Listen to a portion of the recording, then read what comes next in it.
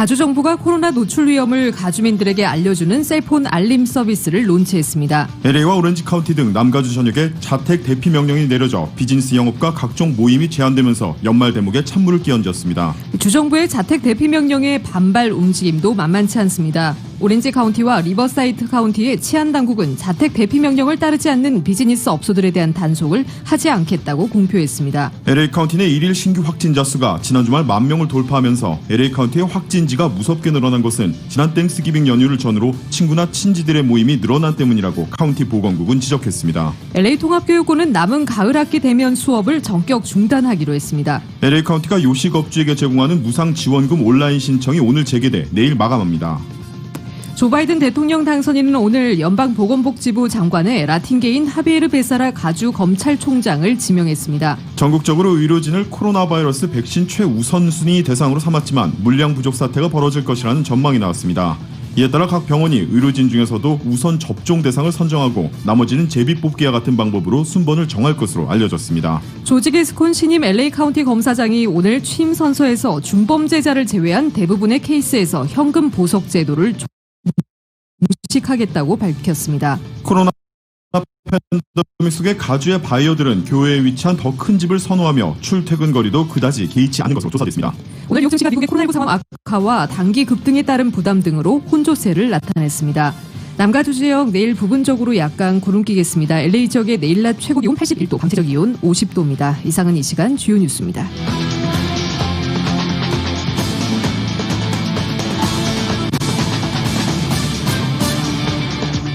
이 시간 주요 뉴스는 공항에서부터 목적지까지 모바일 체크인과 첨단 공기순환 시스템을 통해 안전한 기내 환경과 여행을 제공하는 아시아나항공 제공입니다. 애청자 여러분 안녕하십니까? 조희정입니다. 류민호입니다. 12월 7일 월요일 라디오 서울 이브닝 뉴스 1부입니다.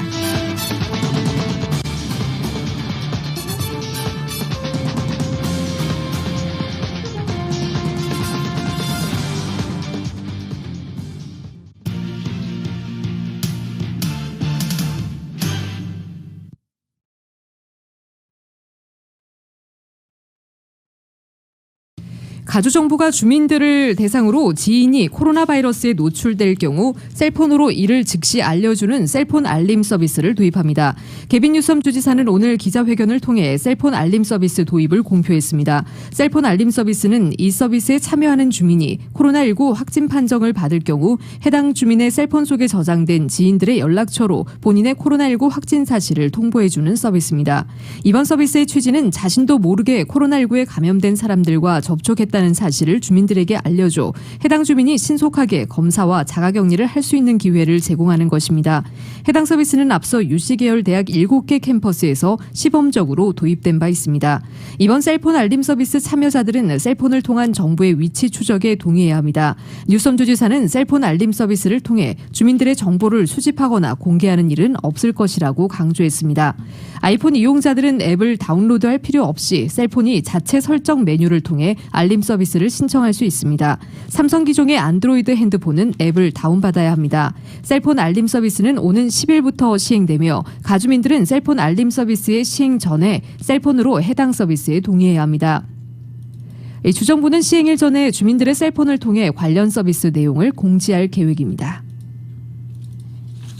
LA와 오렌지 카운티 등 남가주 전역에 어젯밤부터 자택 대피령이 발령됐습니다. 자택 대피령으로 비즈니스 영업이 제한되면서 연말 대목에 찬물을 끼얹게 됐습니다. 정윤호 기자입니다.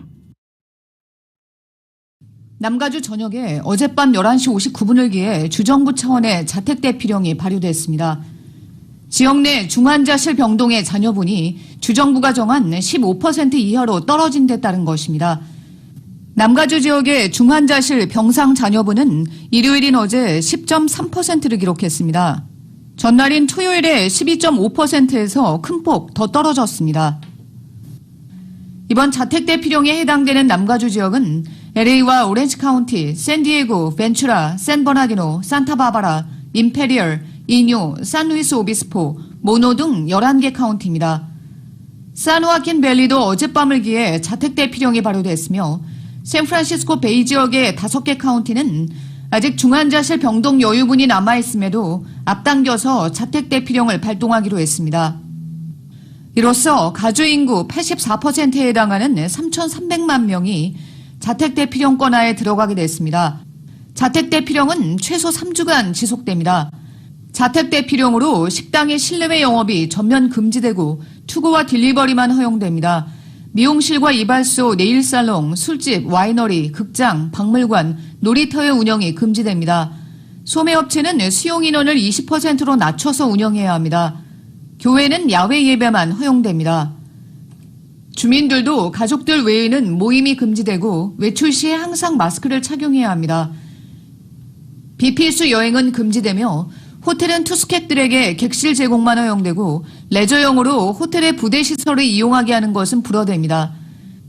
기존에 오픈돼 있던 학교들은 대면 수업이 허용됩니다. 일찌감치 까다로운 영업 규제를 받아왔던 LA 카운티와는 달리 비교적 완화된 경제활동을 누려왔던 오렌지 카운티나 샌디에고 카운티 등 교외 지역의 경우 자택 대피령 발동으로 인한 경제활동 제한의 체감폭이 더 커지게 됐습니다. 이번에 내려진 자택 대피령은 팬데믹 초기에 내려진 자택 대피령보다는 규제가 덜하지만 연말 대목에 비즈니스 영업과 모임을 규제하면서 가뜩이나 고전하는 비즈니스 업소들이 큰 타격을 입게 됐습니다. 라디오 서울뉴스 정현호입니다. LA의 일일 신규 코로나 확진자 수가 10,000명을 돌파한 가운데 오늘 LA 통합교육은 남은 올 가을 학기 동안 대면 수업을 비롯한 차일드 케어 프로그램을 중지시켰습니다. LA 카운티 통합교육감 오스틴 뷰트너는 LA 지역의 코로나19 전염이 굉장히 심각한 상황이라며 학교에 학생들이 머무르는 것이 더 이상 안전하지 않다고 밝혔습니다.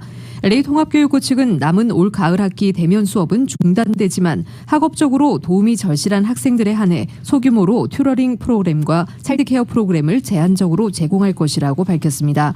어젯밤을 기해 자택 대피령을 발동한 가주정부는 현재 대면 수업이 진행 중인 학교에 대해서 계속해서 대면 수업을 진행할 수 있도록 허용했지만 뷰트너 교육감은 현재 LA 카운티 내 일일 신규 코로나 확진자 수가 10,000명을 넘는 상황에서 대면 수업을 하는 것은 적절치 않다고 이 대면 수업 중단을 결정했습니다. LA 통합교육부의 대면 수업 중지 조처는 오는 10일부터 발효됩니다. 지난주 신청자가 폭주하는 통에 사이트가 마비됐던 LA 카운티 요식업주 무상 지원 프로그램이 오늘 다시 온라인으로 신청자 접수를 받습니다. Keep LA 카운티 다이닝 그랜드 프로그램은 오늘 오전 8시부터 다시 신청자 접수를 받기 시작했으며 내일 오후 5시에 신청자 접수를 마감합니다. 마감 시간 전에라도 신청자 2,500명이 차면 접수 절차는 마감이 됩니다.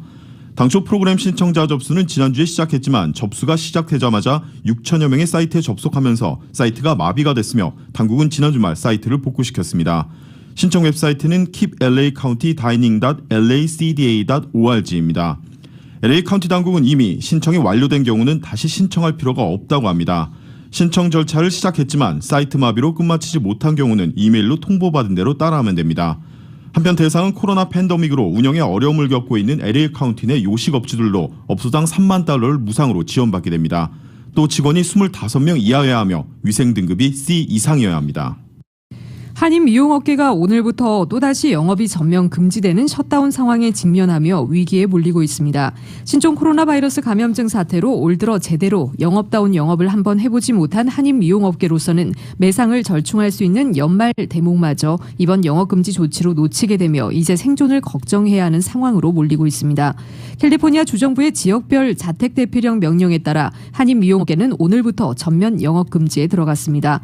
사실 한인 미용업계는 코로나19로 영업에 막대한 타격을 입었습니다. 지난 3월 자택 대피령으로 영업이 전면 중단됐다가 6월 초에 다시 문을 열었지만 한 달 뒤인 7월 초 다시 셧다운됐습니다. 9월에 영업이 다시 재개된 뒤 3개월에 접어든 이번 달 또다시 영업금지 조치에 들어가게 됐습니다.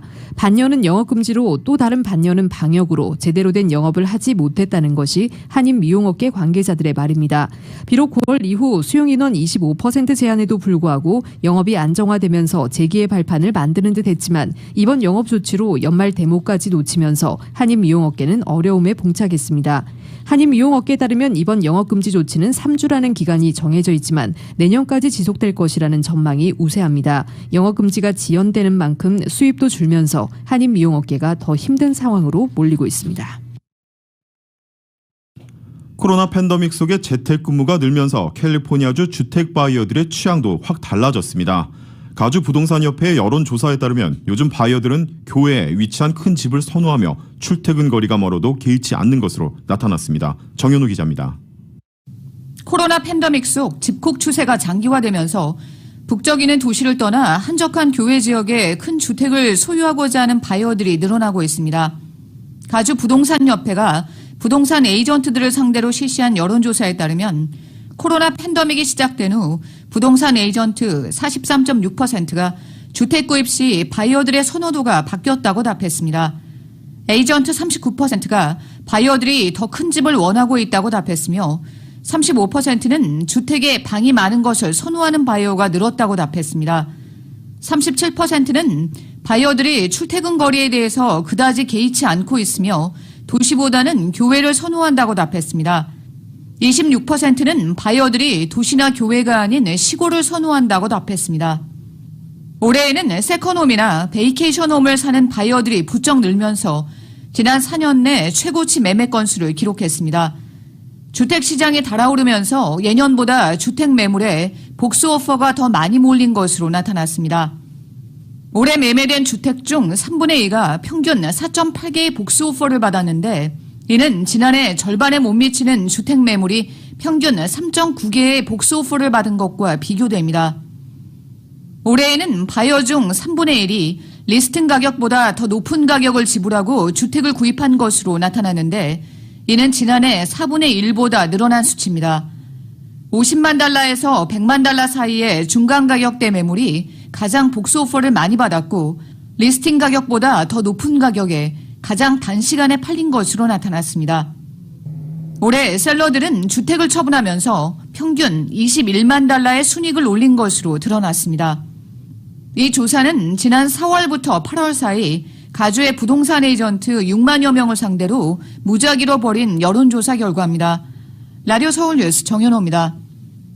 코로나19 대확산 사태 속에 연말 할러데이 시즌을 맞으면서 LA 한인타운 지역에 강절도 급증하고 있어 가뜩이나 코로나로 어려운 한인 사회에 연말 치안 비상이 걸렸습니다. LA 경찰국 올림픽경찰서의 한인타운 범죄 발생 현황 자료와 범죄 분석 사이트 크라임 매핑 등에 따르면 지난달 추수감사절 연휴를 낀 주간부터 12월 들어 첫 주말까지 LA 한인타운 지역에서 발생한 강절도 사건이 일주일에 무려 50건에서 70여 건에 달하는 것으로 집계됐습니다. 연말을 맞아 한인타운 지역에서만 강절도 사건이 하루에 10건 안팎으로 발생하고 있는 것입니다. 크라임 매핑에 따르면 추수감사절 연휴 기간을 포함한 지난달 22일에서 28일 사이 일주일간 한인타운 지역에서 발생한 강도와 주택 침입 절도, 차량 절도 및 차량 내 물품 절도, 일반 절도 등 사건이 총 76건으로 집계됐습니다. 또 연말 할러데이 시즌이 시작되는 12월 첫 주 한 주일간 한인타운 지역에서 발생한 강절도 사건은 총 50건으로 나타났습니다. 이 같은 강절도 범죄 증가 추세는 올 들어 코로나19 사태와 함께 한인타운 지역 각 비즈니스들이 영업을 제대로 하지 못하고 어려움을 겪고 있는 상황 속에서 방범이 허술해진 틈을 타 범죄자들이 활개를 치고 있기 때문으로 분석됐습니다. 특히 LA 경찰국 자료에 따르면 제3범죄 중에서도 올해는 작년 대비 주택과 업소 침입 절도 사건이 438건에서 619건으로 41.3% 증가하고 차량 절도 사건은 650건에서 805건으로 23.8% 증가한 것으로 나타났습니다. 또 코로나19에 따른 자택 대피령으로 인해 도로변 장기 주차도 많아져 차량 절도 증가세의 원인이 되는 것으로 분석되고 있습니다. 디지털 금융시대에 발맞춰 온라인과 모바일 뱅킹 서비스를 강화하고 있는 뱅크오버프가 디지털상에서 고객들이 보다 편리하게 금융거래를 할 수 있도록 젤과 디지털 지갑 서비스를 시작합니다. 젤은 상대의 이메일 주소와 셀폰 번호만으로 간편하게 돈을 송금, 입금할 수 있어 한인들 사이에서도 널리 사용되고 있는데 뱅크오버프 온라인 뱅킹이나 모바일 뱅킹 앱에서 등록해 사용할 수 있습니다. 젤을 이용하면 뱅크오버프 계좌에 돈을 가족과 친구, 지인들에게 빠르고 안전하게 송금할 수 있으며 계좌로 바로 입금받을 수 있습니다. 디지털 통한 카드 결제 방식인 디지털 지갑은 신용카드나 데비카드를 사용하지 않고도 스마트폰으로 곧바로 서비스나 상품의 비용을 지불할 수 있는 시스템으로 이제 뱅크오버프 고객들도 구글페이, 애플페이, 삼성페이 앱에 뱅크오버프의 데비카드를 등록을 해 온라인 쇼핑몰 혹은 결제기기가 있는 오프라인 매장에서 디지털 지갑을 통해 뱅크오버프 데비카드를 사용할 수 있게 됩니다. H마트가 오는 12일부터 24일까지 약 2주간 타이완 푸드 페스티벌을 개최합니다. 이번 행사에서는 대만의 대표 간식인 파인애플 케이크, 인기 홈메이드 에그롤, 고구마 칩 등을 비롯해 다양한 대만 스낵과 음료, 첨가를 소개합니다. 대만 푸드 페스티벌은 H마트 다이아몬드 바점, 산호세 디엔자점, 산호세점, 아케디아점 등에서 진행되며 행사 문의는 해당 지점으로 연락하거나 H마트 홈페이지 hmart.com 혹은 H마트 캘리포니아 지역 카카오톡 채널에서 확인할 수 있습니다. 이어서 코로나 관련 소식 전해드립니다. 조 바이든 대통령 당선인이 오늘 새 정부의 보건복지부 장관으로 라틴계인 하비에르 베세라 캘리포니아주 법무장관을 지명했습니다. 또 코로나19를 총괄할 코로나19 차르를 선정하고 앤서니 파우치 국립알레르기 전염병연구소 소장을 유임하는 동시에 대통령 수석보좌관의 업무도 맡겼습니다. 바이든 인수위는 이날 보건복지팀 인선 결과를 공개했습니다. 질병통제예방센터 CDC 차기국장에는 감염병 전문가인 로셸 왈런스키 박사를 내정했습니다. 또 코로나19 대응을 총괄하는 코로나 차르라는 평가를 받는 백악관 코로나19 조정관 겸 대통령 자문관에는 제프 자이언츠가 발탁되고 부조정관에는 네탈리 퀼리언 전 백악관 선임 보좌관을 기용했습니다. 자이언츠와 함께 코로나19 극복에 총력전을 펼칠 보건복지부 의무총감 겸 공중보건서비스 공동단장에는 비베크 머시가 발탁됐습니다. 바이든 당선인의 코로나19 자문단 공동의장이자 예일대 의대 부교수인 마셀라 누네즈 스미스는 코로나19 형평 태스크포스의 의장을 맡게 됩니다. 이번 인선은 바이든 당선인이 취임 초기 최역점 과제로 삼은 코로나19 극복에 초점을 맞춘 것으로 보입니다. 그는 백악관 비서실장을 비롯해 경제팀 인선에서도 전염병 대유행 사태 극복에 큰 방점을 뒀다는 평가를 받았습니다. 아울러 미국다운 인선을 선보이겠다는 바이든 당선인의 공언처럼 성별과 인종별 균형을 맞추는 등 다양성 확보를 위해 노력한 흔적도 보인다는 평가입니다. 이날 7명의 인선 중 6명은 3명입니다. 복지부 장관 낙점을 받은 베세라는 바이든 정부의 초대 법무장관 후보로도 오르내린 인물로 24년간 LA를 대표하는 하원 의원으로 활동했습니다. 특히 건강보험개혁법, 즉 오바마 케어를 와해시키려는 도널드 트럼프 행정부와 공화당에 맞서 이를 지키는 데 앞장선 오바마 케어 수호자로 불립니다. 멕시코 이민자인 모친을 둔 베세라는 상원 인준 통과 시 미국의 첫 라틴계 보건복지부 장관이 됩니다. 보건부 산하 기관인 CDC는 질병의 예측, 예방, 통제를 담당하며 연방정부 차원의 코로나19 대응 주무부서로 CDC 국장에 내정된 감염병 전문가 여성인 왈런스키 박사는 매사추세츠 종합병원의 감염병 부문 책임자이면서 하버드대 의대 교수로도 재직 중에 있습니다. 미국에서 코로나19이 가파르게 확산하면서 일주일간 하루 평균 신규 환자가 20만 명에 바짝 다가섰습니다. 일부 지역에서 봉쇄령에 들어간 캘리포니아주도 하루 전 확진자 발생이 최고치를 기록하는 등 확산세가 멈추질 않고 있습니다. 하루 신규 환자가 평균 20만 명에 이르는 건 코로나19 대유행 이후 최고치라고 합니다. YTN이 보도합니다. 존스 홉킨스 대학 집계를 보면 지난주 일주일간 하루 평균 환자가 19만 6천여 명으로 파악됐다고 CNN이 분석했습니다. 코로나19 사태가 시작된 뒤 하루 평균 신규 환자 수로는 가장 많은 기록입니다. 일단 지난 4일 하루 신규 감염자가 가장 많은 기록을 보였는데요. 22만 7천여 명이었습니다. 이어 주말인 5일과 6일에도 각각 21만 3천여 명, 17만 5천여 명의 확진자가 발생했습니다. 하루 입원 환자도 상황이 마찬가지인데요. 입원 환자를 집계하는 코로나19 추적 프로젝트는 닷새째 10만 명을 넘어섰다고 전했습니다. 네, 이곳 시각이 지금 7일 저녁 6시인데요. 남부 캘리포니아와 샌프란시스코만 일대 등이 새벽 0시부터 자택 대기령에 들어갔습니다. 봉쇄령에 들어가기 하루 전인 6일 기준을 보면 상황이 그리 좋지 않습니다. 3만 75명의 신규 환자가 나오며 다시 새 기록을 세웠습니다. 입원 환자도 1,624명으로 코로나19 대유행 뒤 최고치를 기록했습니다. 봉쇄령은 일단 3주 일정인데요. 효과는 더 지켜봐야 할 것으로 보입니다. 앨릭스 에이자 보건복지부 장관이 ABC 방송과 인터뷰했는데요. 성탄절 시즌에 더 큰 피해가 닥칠 수 있다고 경고했습니다. 앤서니 파우치 국립알레르기 전염병연구소 소장도 경고를 내놨는데요. 내년 1월에 상황이 더 나빠질 것이라고 말했습니다. 추수감사절 감염자 급증 여파가 2주일 반 정도 걸리는데 잠재적인 성탄절 급증의 시작과 맞물린다는 겁니다. 또 겨울 휴가철까지 이어지면서 여행과 모임이 더 많이 열려 급증이 더해질 수 있다고 내다봤습니다. 지금까지 워싱턴에서 YTN 강태욱입니다. 도널드 트럼프 대통령은 신종 코로나 바이러스 감염증 백신 접종 때 미국인을 우선순위에 두라고 보건복지부에 지시할 계획이라고 블룸버그 통신이 오늘 보도했습니다. 또 당국자를 인용해 트럼프 대통령이 8일 새로운 백신에 대한 미국 대중의 신뢰를 높이기 위해 백신 회의를 개최할 예정이라고 전했습니다. 앞서 미국 내 언론들은 백악관이 백신 제조업체와 배포 업체 등이 참여하는 백신 회의를 준비 중이라고 보도한 바 있습니다. 3시간가량 진행되는 이날 회의에서는 트럼프 대통령의 발언 후 백신이 어떻게 개발됐는지와 백신의 규제, 유통, 관리 방법에 대한 논의가 진행될 것으로 알려졌습니다. 연방 당국자들은 현재 긴급 사용 승인이 신청돼 있는 2개의 백신이 규제 당국의 승인을 받으면 24시간 이내에 각 주에 첫 배송이 이루어질 것이라고 밝히고 있습니다.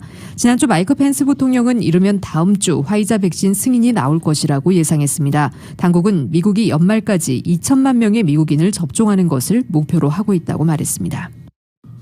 코로나19 백신 개발의 선두주자인 화이자 모더나가 도널드 트럼프 미국 대통령이 주최하는 백신 최고회의 초청을 거절했습니다.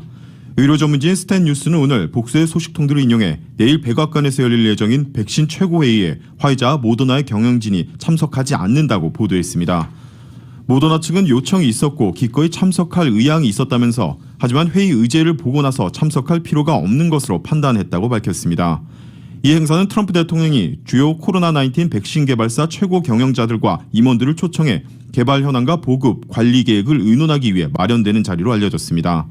그러나 한편으로는 코로나19 백신 개발을 위한 트럼프 행정부의 초고속 작전 프로젝트의 공로를 부각하려는 의도로 해석되기도 합니다. 특히 코로나19 백신 긴급 사용 승인 여부를 앞두고 열리는 이 행사를 두고 트럼프 대통령이 식품의약국 FDA를 압박하기 위한 자리로 스탠 뉴스는 풀이했습니다.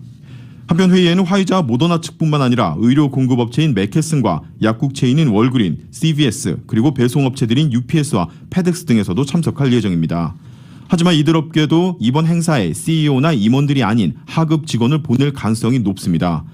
한편 트럼프 대통령은 대선 이후 본격적으로 백신이 개발 소식이 나오자 FDA를 기득권 공직자를 뜻하는 딥스테이트로 비판하고 화이자에도 자신의 재선 확률을 떨어뜨리기 위해 고의로 지원하고 있다고 의혹을 제기했습니다.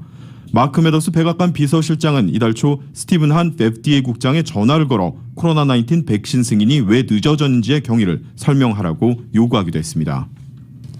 도널드 트럼프 대통령이 대선 불복 소송을 대리하는 루디 줄리아니 전 뉴욕시장이 신종 코로나 바이러스 감염증 확진 판정을 받으면서 애리조나 주의회로 불똥이 튀었습니다.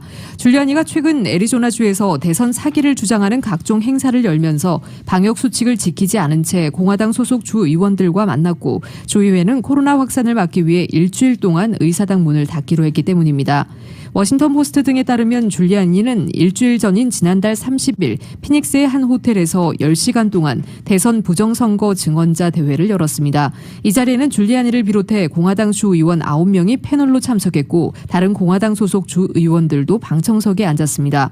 워싱턴 포스트는 줄리아니 등 참석자들은 마스크를 쓰지 않았으며 사회적 거리두기도 지키지 않았다고 전했습니다. 또 당시 행사에 공화당 소속 폴고사, 앤디 빅스 연방 하원 의원도 함께 참석했고 참석자들은 노마스크 상태로 단체 사진을 찍었다고 보도했습니다. 주의회는 의원들에게 보낸 이메일 공지를 통해 누구도 의사당에서 근무하거나 만날 수 없다고 말했습니다. 줄리아니가 코로나19 확진 판정을 받았다는 소식이 전해지자 애리조나 주의회는 코로나 확산에 대한 우려 때문에 일주일간 의회 문을 닫기로 했다고 발표했습니다. 코로나19 탓에 캠퍼스를 비우고 방역에 나섰던 미국 대학들이 본격적으로 대면 수업 재개를 준비하는 분위기입니다. 뉴욕타임스는 오늘 하버드 대학 등 미국의 유명 대학들이 내년 봄 학기부터 캠퍼스 내 기숙사에 거주하는 학생 수와 함께 대면 수업을 늘리기로 했다고 보도했습니다. 지난 9월 새 학기를 앞두고 상당수의 미국 대학은 특별한 사정이 없는 한 기숙사에 거주하는 학생들을 집으로 돌려보내고 온라인 수업을 진행해왔습니다.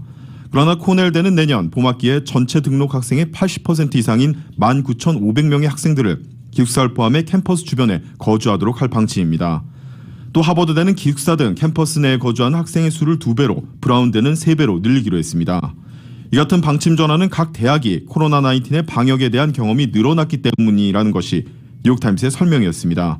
코로나19 테스트와 확진자 접촉자 추적을 강화하고 사회적 거리 두기를 엄격하게 시행할 경우 집단 감염을 막을 수 있다는 자신감을 지니게 됐다는 이야기입니다. 특히 방역에 대한 사회적 인식이 높아지면서 학생들도 마스크 착용 등 개인 방역의 중요성을 이해하게 된 점도 대면 수업 확대 결정의 배경이 됐습니다.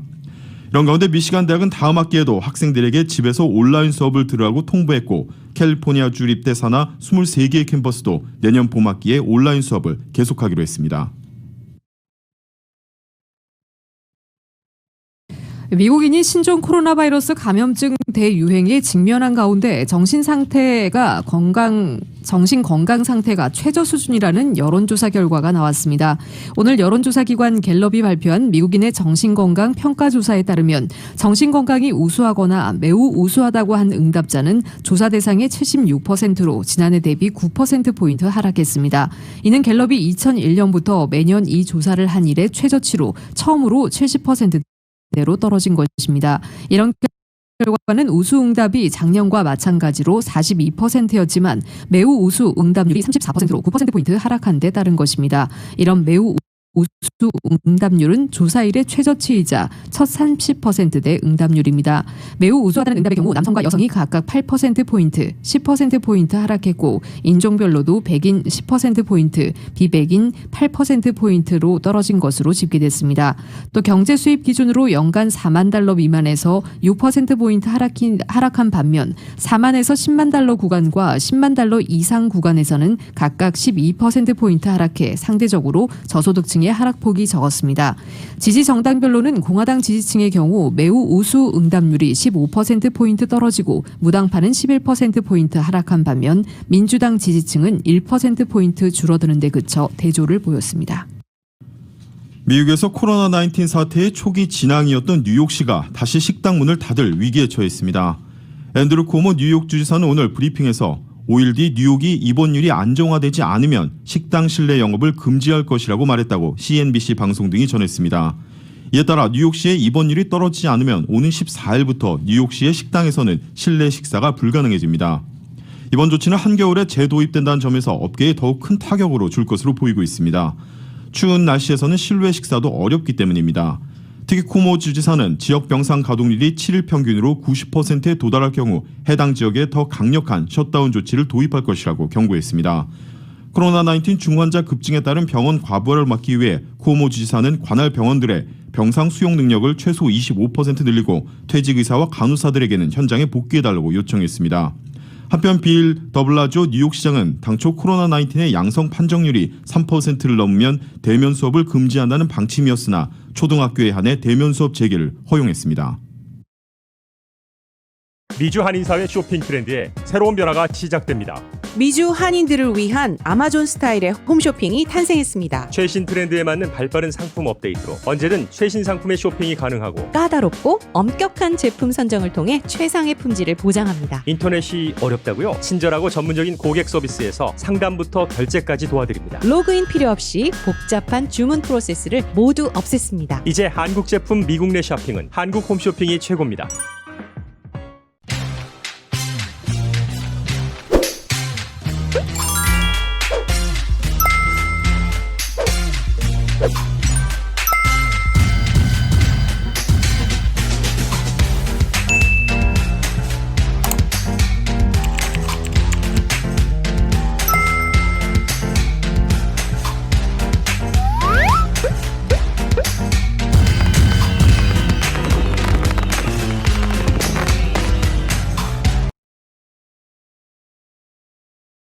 이어서 미국 소식 전해드립니다. 도널드 트럼프 대통령의 조작 선거 주장의 핵심 지역인 조지아주가 조 바이든 당선인의 승리를 재인증했습니다. 브래드 레펜스퍼거 조지아주 국무장관은 오늘 기자회견을 통해 대선이 34일 지났다며 합법적인 투표를 3차례 개표했고 그 결과는 변함이 없다고 말했습니다. 그러면서 약 12,000표 차이로 바이든 당선인의 승리를 재확인한 두 번째 재검표 결과에 따라 선거 결과를 재인증했다고 말했습니다. 이미 수작업 재검표를 거쳐 바이든 승리를 인증한 조지아주는 또 한 번의 기계 재검표에도 결과에 변함이 없자 바이든의 승리를 최종 확정지은 셈입니다. 공화당 텃밭인 조지아에서 민주당 대선 후보가 승리한 것은 28년 만입니다. 대선에서 누가 이겼느냐라는 단순한 질문을 두고 공화당 현직 의원 88%가 입을 닫고 있다고 CNN이 오늘 전했습니다.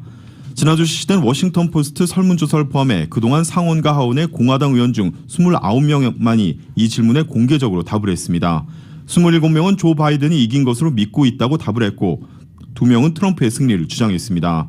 그러나 전체 공화당 소속 의원의 88%에 해당하는 나머지 220명은 아직 아무런 입장도 밝히지 않았습니다. 이들이 침묵하는 이유는 도널드 트럼프 대통령 혹은 당 지지 기반이 무서워서라고 CNN은 분석했습니다. 조용히 있으면 트럼프를 도발하지 않으면서도 거짓말을 하지 않을 수 있다는 점에서 최고의 전략이라는 점입니다. 한편 트럼프가 정치적 환상을 공개적으로 드러내도록 놔둘수록 이런 일은 더 자주 일어날 것이며 이것은 사실이라고 CNN은 우려했습니다. 이 때문에 대선 결과에 관해 답변을 기피하는 공화당 의원들이 답을 할 때까지 같은 질문을 계속해야 한다고 CNN은 강조했습니다. 대선 패배를 부인하고 있는 트럼프 대통령이 내년 1월 20일 바이든 당선인 취임식 날 2024년 대선 출정식을 갖는 방안을 논의 중입니다. 바이든 신임 대통령을 부정하고 반대편에서 영향력을 행사하겠다는 뜻인데 백악관은 이에 대해 부인했습니다. YTN의 보도입니다. 도널드 트럼프 대통령이 내년 1월 20일 바이든 당선인의 취임식에 참석하지 않고 자신의 2024년 대선 출정식을 여는 방안을 논의 중이라고 미국 매체 악시옥스가 보도했습니다. 전임 대통령이 참석해 통합과 연속성을 도모하는 미국 대통령 취임식의 전통을 깨고 자신의 정치쇼를 벌이려 한다는 것입니다. 악시오스는 트럼프 측 관계자를 인용해 트럼프 대통령이 군 통수권자의 마지막 권한으로 전용 헬기인 마린원과 전용기 에어포스원을 타고 자신의 표밭인 플로리다주로 날아가 바이든 당선인의 취임에 반대하는 정치 집회를 벌일 것이라고 전했습니다. TV 리얼리티쇼 출신인 트럼프 대통령이 코로나19로 소박한 취임식을 칠 것으로 보이는 바이든 당선인과 달리 같은 날 떠들썩한 대규모 행사를 벌이는 장면이 벌어질 수 있다고 예상했습니다. 특히 트럼프 대통령이 이 자리에서 2024년 대선 재출마를 선언하게 되면 바이든 신임 대통령에 맞서는 최고 비판 사령관이 되는 셈이라고 덧붙였습니다. 앞서 MBC 방송도 지난 2일 트럼프 대통령 측 소식통을 인용해 비슷한 내용을 보도했습니다. 이에 대해 백악관은 트럼프 대통령이 내년 1월 22일에 대한 계획에 발표할 것이 있으면 모두 알게 될 것이라며 부인했습니다. 그러면서 트럼프 대통령이 무엇을 할지 안다고 주장하는 익명의 소식통들은 아무것도 모른다고 답했습니다. YTN 이동원입니다. 미국에서 조 바이든 대통령 당선인의 내각 인선을 겨냥해 아시아계 인사가 낙점돼야 한다는 요구가 분출하고 있습니다. 아시아계가 바이든 당선인의 대선 승리에 나름의 역할을 했고 미국 인구의 7%를 차지하는 만큼 적어도 한 명의 장관급 인사는 나와줘야 한다는 것입니다. 오늘 미 워싱턴 포스트에 따르면 미 의회 아시아 태평양 코커스 소속의 의원들은 바이든 인수위원회 인사들과 만나게 됩니다. 이들은 바이든 행정부의 핵심 직책에 아시아계 미국인들이 부족하다는 우려를 전달할 계획입니다. 이런 가운데 빌 클린턴 행정부 이래 늘 태평양 제도 출신을 포함한 아시아계 인사가 장관급에 최소 1명은 있었다고 워싱턴 포스트는 전했습니다. 버락 오바마 행정부 때는 3명이었고 도널드 트럼프 행정부에서도 일레인 차오 교통장관과 니키 헤일리 전 유엔 대사 등 2명이 있었습니다. 한편 바이든 당선인은 최근 CNN과의 인터뷰에서 나를 밀어붙이는 게 그들의 일이고 모든 권익단체가 원하는 것을 얻기 위해 더욱더 나를 밀어붙이고 있다면서 내일은 약속을 지키는 것이다. 다 끝나면 가장 다양한 내각을 보게 될 것이라고 밝혔습니다. 조 바이든 대통령 당선인이 오는 11일 차기 행정부 초대 국방부 장관 지명자를 발표하겠다는 입장을 밝혔습니다. 바이든 당선인은 이날 델라웨어주 윌밍턴에서 국방부 장관과 법무부 장관 지명 시기를 묻는 기자들에게 수요일과 금요일에 발표가 있을 것이며 국방은 금요일이라고 답했습니다. 기자들이 재차 정확한 법무부 장관 지명 시기를 물었지만 바이든은 이 질문에는 답하지 않았습니다. 새 내각 인선에 속도를 내는 조 바이든 대통령 당선인은 그러나 국방부 장관 및 법무부 장관 인선에는 뜸을 들여왔습니다. 현재 언론들은 바이든 행정부의 초대 국방부 장관 후보에 미셸 플러노이 전 국방부 차관, 제이 존슨 전 국토안보부 장관, 사성 장군 출신인 로이드 오스틴 전 중부사령부 사령관 등이 언급되고 있다고 전했습니다. 미 정부가 도널드 트럼프 대통령 임기 막판에 사형 집행을 서두르고 있다고 AP통신이 오늘 보도했습니다. 미 정부는 오는 10일부터 내년 새 대통령 취임식 전까지 사형수 5명의 형을 집행하겠다는 계획을 밝힌 상태입니다. 실제로 집행이 된다면 트럼프 정부는 지난 7월 연방정부 차원의 사형 집행을 17년 만에 재개한 후 총 13명을 형장에 세우게 됩니다. 이를 두고 AP통신은 지난 130여 년간 사형을 가장 많이 집행한 대통령이라는 트럼프의 유산이 확고해질 것이라고 평가했습니다. 일각에선 정권 교체를 앞두고 사형을 집행하는 건 적절치 않다는 지적이 나오고 있습니다. 연방정부의 사형 집행 중단을 공약으로 내세운 조 바이든이 당선된 상황에서 집행을 강행한다는 건 유권자 의사를 무시하는 행위라는 점입니다. 한편 민간 연구단체인 사형정보센터 로버트 더럼 회장은 그간 퇴임을 앞둔 대통령들은 후임자와 시각차가 큰 정책에 관해선 후임자의 의사를 존중해왔다면서 트럼프 정부의 사형 집행이 역사적으로 완전히 이례적이라고 지적했습니다. 뉴욕과 보스턴 등 미국 대도시의 대중교통 이용이 더욱 힘들어질 전망입니다. 뉴욕타임스는 오늘 신종 코로나 바이러스 감염증 사태 이후 승객이 급감한 공공교통기관들이 운행 축소를 검토 중이라고 보도했습니다. 늘어나는 적자가 감당되지 않는 상황에서 연방정부의 지원도 기대할 수 없게 되자 극약 처방까지 고려하게 됐다는 것입니다. 뉴욕시는 최근 정부 지원을 받지 못한다면 지하철 운행을 40% 줄이고 뉴욕시와 주변 지역을 연결하는 통근열차 운행도 절반으로 감축하겠다는 계획을 발표했습니다. 뉴욕시는 지난 5월부터 심야 시간의 지하철 운행도 중단시킨 상황입니다. 보스턴시도 정부 지원이 없다면 통근열차의 주말 운행과 연락선 운항을 중단시킬 것이라고 경고했습니다. 남부 대도시 애틀란타에선 110개 버스 노선 중 70개 노선 운행이 중단됐습니다. 공공교통기관들은 코로나19 사태기 이후 재택근무가 늘어나면서 이용객 수가 줄었고 이에 따라 운영비를 감당할 수 없다는 이유를 들었습니다. 미주 한인사회 쇼핑 트렌드에 새로운 변화가 시작됩니다. 미주 한인들을 위한 아마존 스타일의 홈쇼핑이 탄생했습니다. 최신 트렌드에 맞는 발빠른 상품 업데이트로 언제든 최신 상품의 쇼핑이 가능하고 까다롭고 엄격한 제품 선정을 통해 최상의 품질을 보장합니다. 인터넷이 어렵다고요? 친절하고 전문적인 고객 서비스에서 상담부터 결제까지 도와드립니다. 로그인 필요 없이 복잡한 주문 프로세스를 모두 없앴습니다. 이제 한국 제품 미국 내 쇼핑은 한국 홈쇼핑이 최고입니다.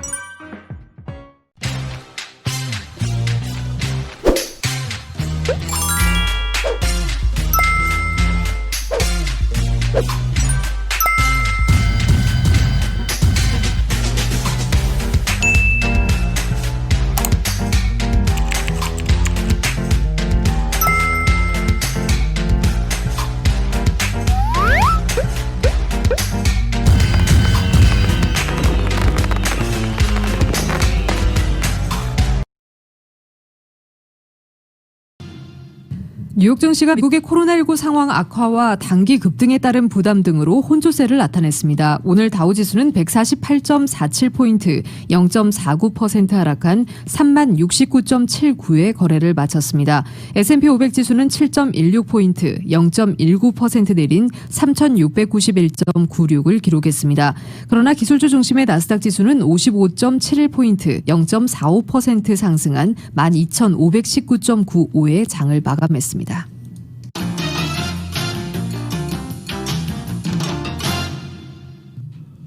국제유가는 코로나19 확산과 미중 갈등 고조 속에 하락했습니다.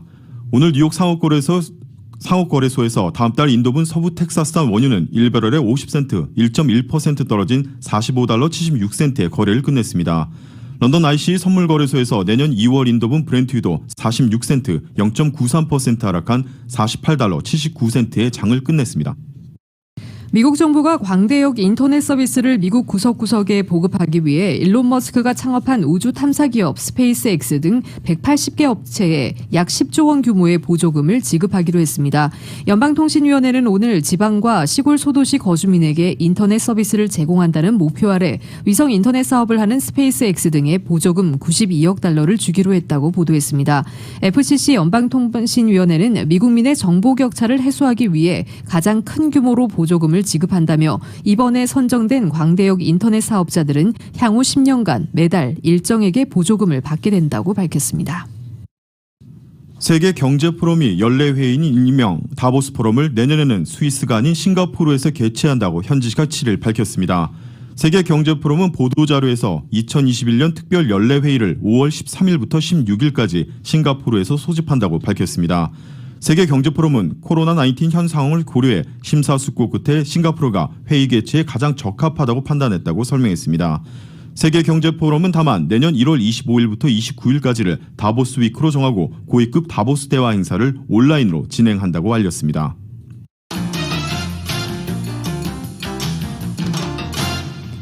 이어서 한국 소식입니다. 한국 내 코로나19 소식입니다. 이틀 연속 신규 확진자 수가 600명대를 기록하는 등 확산세가 꺾이지 않고 있습니다. 이런 가운데 오늘부터는 수도권의 사회적 거리 두기가 2.5단계로 강화됩니다. KBS의 보도입니다. 네, 질병관리청 중앙방역대책본부는 어제 0시 기준으로 코로나19 신규 확진자가 615명이라고 밝혔습니다. 이 가운데 국내 발생 신규 확진자는 580명이고 해외 유입 사례는 35명입니다. 국내 발생 환자는 서울에서 231명, 경기 154명 등 수도권에서 연일 400명대를 기록하고 있습니다. 수도권 이외 지역에서는 울산이 38명으로 가장 많았고 부산 33명, 전북 21명 등이 뒤를 이었습니다. 위중증 환자도 하루 새 1명 늘어 126명으로 나타났고 사망자도 4명 발생해 누적 사망자가 549명으로 늘었습니다. 네, 오늘 0시부터 수도권은 2.5단계, 수도권 이외 지역은 2단계로 거리두기 단계가 상향됐습니다. 이에 따라 수도권에서는 문을 닫는 시설들이 늘었습니다. 헬스장과 요가, 필라테스 등 실내 체육시설을 비롯해 방문 판매 등 직접 판매 홍보관과 노래 연습장, 실내 스탠딩 공연장과 학원은 아예 문을 닫아야 합니다. 다만 학원의 경우 내년도 대학 입시를 위한 수업과 직업능력 개발 훈련 과정은 예외적으로 밤 9시 이전까지 허용됩니다. 대형마트와 독서실, PC방과 영화관은 밤 9시 이후 운영이 중단되고 시식 코너 운영이나 음식물 섭취는 금지됩니다. 수도권의 결혼식장과 장례식장은 50인 미만의 사람만 모일 수 있고 스포츠 경기는 무관중으로 진행됩니다. 예배와 법회, 미사 등 종교 활동도 비대면이 원칙입니다. 대중교통 이용에도 변화가 있습니다. KTX와 고속버스의 경우 지방으로의 이동을 줄이기 위해 좌석의 절반만 예약을 받도록 권고됩니다. 또 오늘부터 밤 9시 이후 서울 지하철도 운행이 30% 감축됩니다. 지금까지 사회부에서 KBS 뉴스 이유민입니다.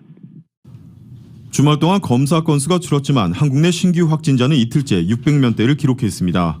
오늘부터 수도권은 거리두기 2.5단계, 그 밖의 지역엔 2단계가 적용이 되는데 방역당국은 확산세를 꺾지 못하면 다음 주엔 하루 900명 이상의 신규 확진자가 나올 수 있고 전국의 가장 높은 3단계 적용도 불가피하다고 우려했습니다. KBS의 보도입니다.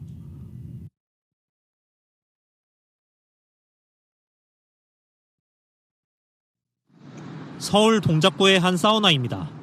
지난 3일 종사자 1명이 확진된 뒤로 29명이 양성 판정을 받았습니다. 이곳은 지하에 있어 환기가 어렵고 손님과 접촉이 많았던 확진 종사자가 장시간 일한 것으로 조사됐습니다. 탈의실에선 이용자 간 거리 두기가 어려웠습니다.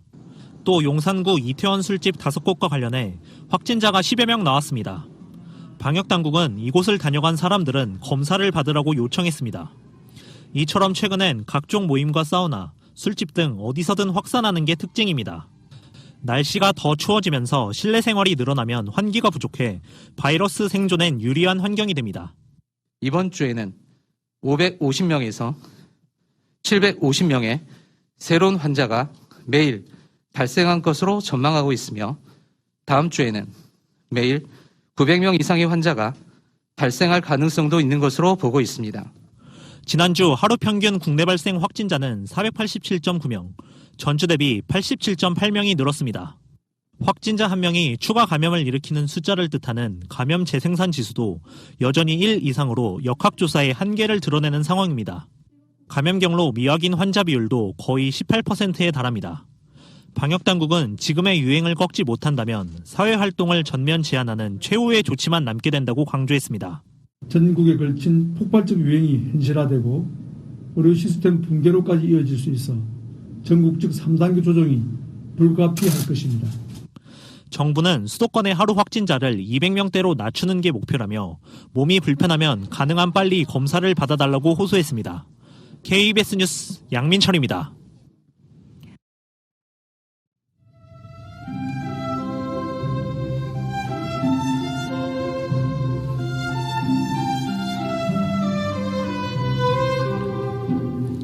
12월 7일 월요일 오늘 밤과 내일 날씨입니다. 이번 한 주간 남가주는 변덕이 심하겠습니다. 화요일에 내일 부분적으로 약간 구름기지만 낮 기온 오늘보다 7, 8도가량 높아져 따뜻합니다. 곳에 따라 바람이 강하게 불면서 오늘 오후 4시부터 화요일인 내일 밤 10시까지 남가주 대부분 지역에 바람주의보와 함께 산불경보가 내려진 상태입니다.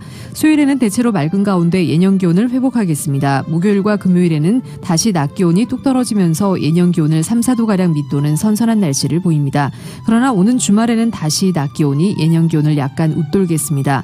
LA 한인타운의 내일 낮 최고 기온 81도, 밤 최저 기온 50도입니다. 오렌지 카운티 지역 84도, 48도, 벨리와 인랜드 엠파이어 지역 78도, 47도, 해안 지역의 내일 낮 최고 77도, 밤 최저 53도입니다.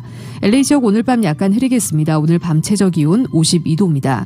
한국은 오늘 전국이 대체로 맑은 날씨 보이지만 낮 동안도 예년 기온을 밑돌며 종일 쌀쌀하겠습니다. 서울의 오늘 낮 최고 기온 화씨 39도, 밤 최저 기온 화씨 21도입니다. 지금까지 진행의 조희정, 류민호였습니다. 애청해주신 여러분 고맙습니다.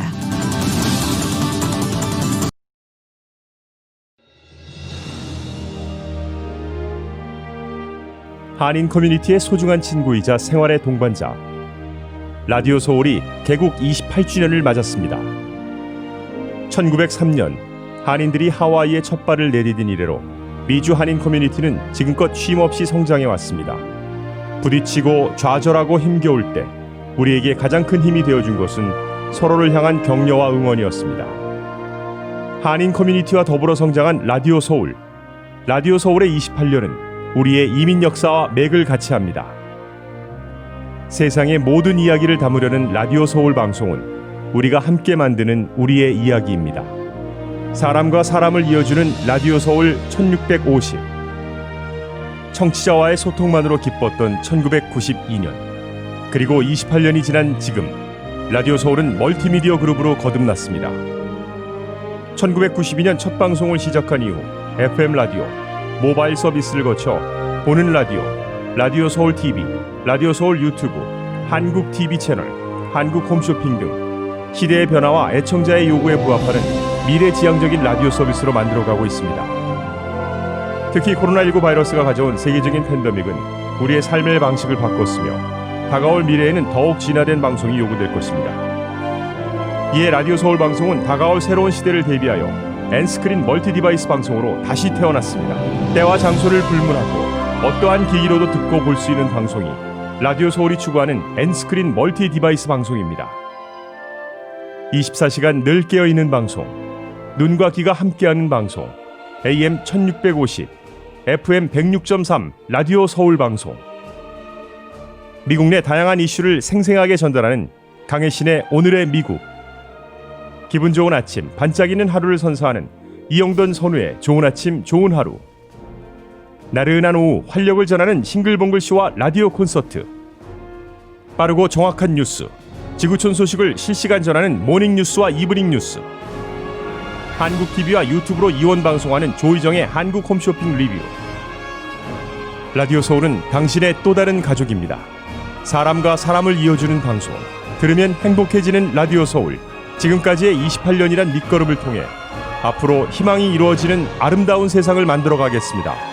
라디오 방송의 한계를 넘어 N스크린 방송으로 더 멀리, 더 높이 세상 보는 눈을 키우는 최고의 방송, 라디오 서울.